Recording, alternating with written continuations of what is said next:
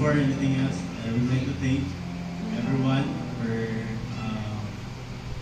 always continuing praying with us sa tanang panahon. And we're here right now, 10 years na day, paspas kayong panahon.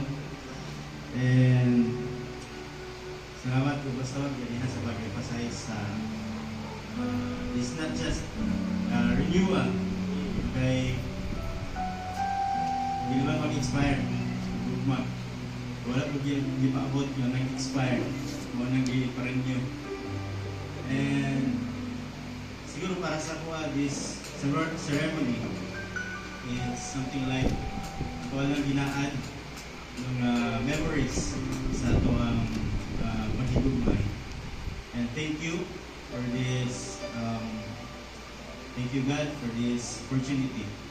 And hatag sa amuang na maning ma-experience nga renewal sa 10 years na nga panagkupan ng meron.